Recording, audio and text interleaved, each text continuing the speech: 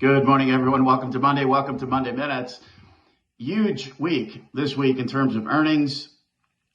If you look at the economic calendar, we'll read it off. We got JOLTS, consumer confidence, GDP, ADP, the employment cost index, the Fed's PCE deflator, ISM manufacturing, and jobs. So tremendous week ahead of us right now.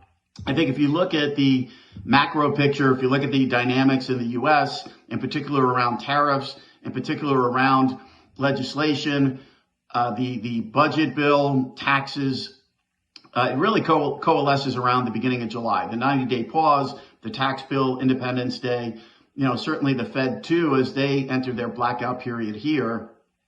Our mantra, and somewhat solidified by Fed Governor Waller last week, is lower growth, elevated inflation.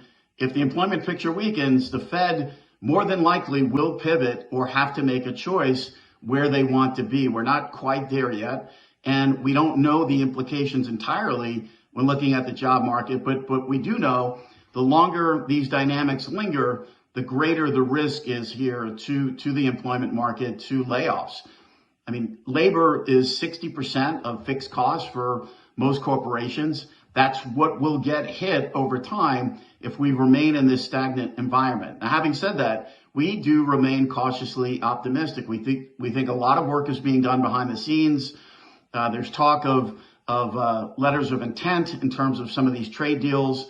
The fine ink, it takes time for these things to happen. So term sheets and things like this, letters of intent, it does make sense in this environment to move the ball forward, but cautiously optimistic here.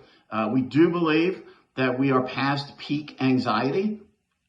We've aired a lot out, I think, within a short period of time. We're not suggesting we're out of the woods, and we've been telling our clients and writing to our clients that, volatility is certainly here to stay. But we do remain cautiously optimistic in terms of looking for silver linings, looking for upside now versus where we've spent a good part of the last 2 months looking for downside. On the rate front, this week, Treasury Secretary Bessent, with the quarterly refunding announcement, we do not think he will look to rock the boat here. I mean, there's been a lot of discussion in terms of moving around some of this issuance, but right now it's not necessarily the moving around of the issuance. It's getting comfortable with the auction process, who's buying our treasuries as we shift the global dynamics. As you shift global trade, if you recycle less dollars into the hands of foreign entities, certainly that has implications over time for the U.S. Treasury market. Some of that gets washed out on a day-to-day, week-to-week basis, but from a structural perspective, it takes time.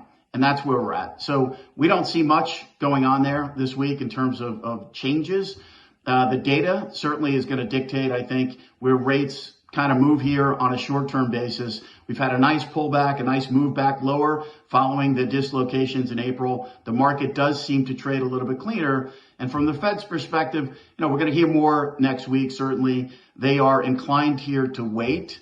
Perhaps they will be late, but it does seem like they'd rather be right than wrong, and right than wrong at this point, given the uncertainties that are out there. And personally, we do believe rates should be coming down. We do think rates will come down, but they're going to come down on the Fed's timeline.